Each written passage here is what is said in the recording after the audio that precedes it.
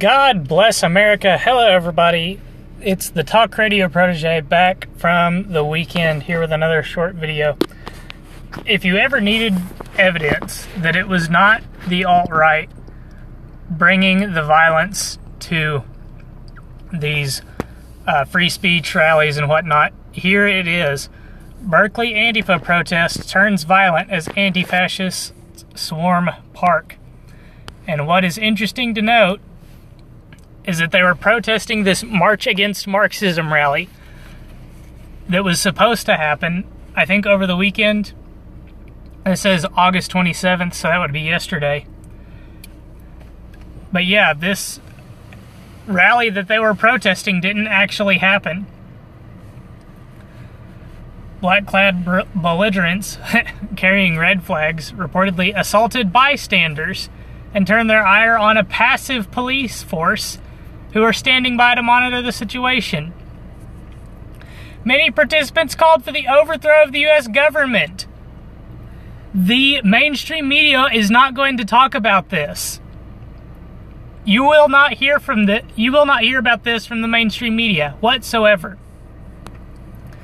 The March Against Marxism was a planned protest that had nothing to do with the right.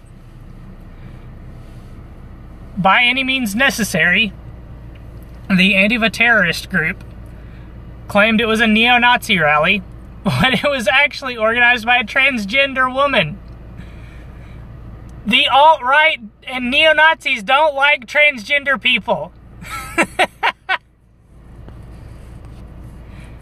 Despite the cancellation, some marchers showed up to interact with Antifa, but they were assaulted and harassed. This is Antifa, the quote-unquote alt-left, that's causing the violence.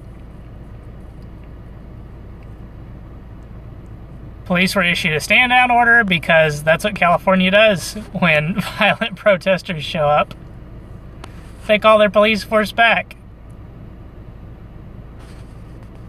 I love this.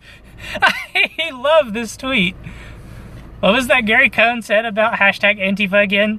Something about standing up for equality and freedom. Okay.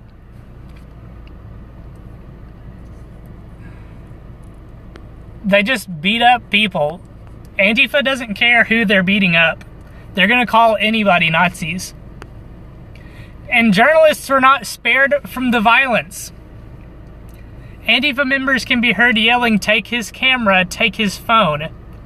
I'm not connected to the internet right now, or I might watch some of these. Good grief. Remember when journalists were complaining about how Trump was going to get journalists killed? About how Trump was making this an unsafe environment for journalism? And now Antifa, who the left-wing media has allied themselves with, are assaulting the journalists. How does it get more plain? How does it get more clear? Okay, here it is. I know how they're going to be. I know how they're going to play this off. This was a Fox affiliate that was attacked on camera. This was a Fox affiliate, so of course he was an alt-right, white, nationalist, Nazi pig. That's how they're going to flip it around.